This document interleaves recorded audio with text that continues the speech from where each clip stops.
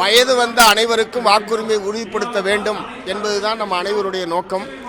இந்திய அரசியல் சாசனம் அதுதான் வலியுறுத்துகிறது. ஆனால் இப்போது இந்திய தேர்தல் ஆணையத்தால் அறிவிக்கப்பட்டிருக்கிற அந்த எஸ்ஐஆர் என்பது கணிசமான வாக்காளர்களை ஏற்கனவே வாக்காளர்களாக இருப்பவர்களையே வாக்காளர் பட்டியலிலிருந்து நீக்கக்கூடிய ஆபத்து என்பது இருக்கிறது. ஏற்கனவே எஸ்ஐஆர் திட்டம் அமல்படுத்தக்கூடிய பீகார் மாநிலத்துடைய அனுபவம் என்பது ஏறத்தாழ 65 லட்சம் பேர் ஏற்கனவே வாக்காளர் பட்டியலில் இருந்தவர்கள் நீக்கப்பட்டிருக்கிறார்கள்.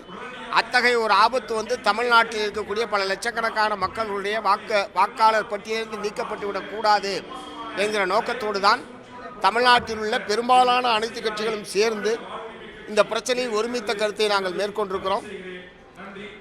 உச்சநீதிமன்றத்தில் ஏற்கனவே இது சம்பந்தமான வழக்கு நிலுவையில் இருக்கக்கூடிய நிலையில் அவங்க அது சம்பந்தமாக முடிவுக்கு வரட்டும், தீர்ப்பு வரட்டும்.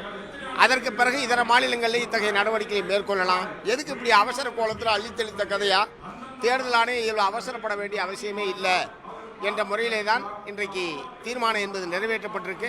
சட்டப்படியாக இந்த பிரச்சனையை எதிர்கொள்வது, இந்த எஸ்ஐஆர் திட்டத்தால் வரக்கூடிய விளைவுகள் சம்பந்தமாக தமிழக மக்கள் மத்தியிலே ஒரு விழிப்புணர்வை ஏற்படுத்துவது, தமிழக மக்களுடைய உணர்வுகளை வெளிப்படுத்தக்கூடிய வகையில் போராட்ட நடவடிக்கைக்கு உட்பட செல்ல வேண்டும் என்பதை நாங்கள் வற்புறுத்தியிருக்கோம்.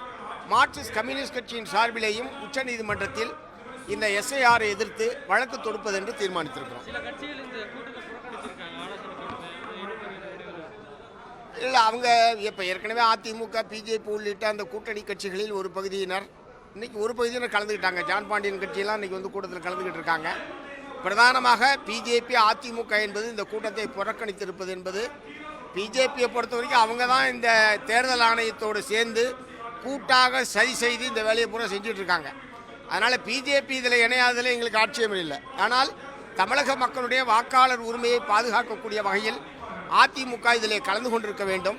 ஆனால் பிஜேபி எதை செய்தாலும் அதை கண்ணை மூடிக்கொண்டு ஆதரிப்பது என்கிற ஒரு தவறான நிலைப்பாட்டை அதிமுக எடுத்திருக்கிற காரணத்தினாலே தான் இந்த கூட்டத்தில் கலந்து கொள்ளாமல் அவர்கள் புறக்கணித்திருக்கிறார்கள். ஆகவே அது ஏற்கக்கூடியதல்ல.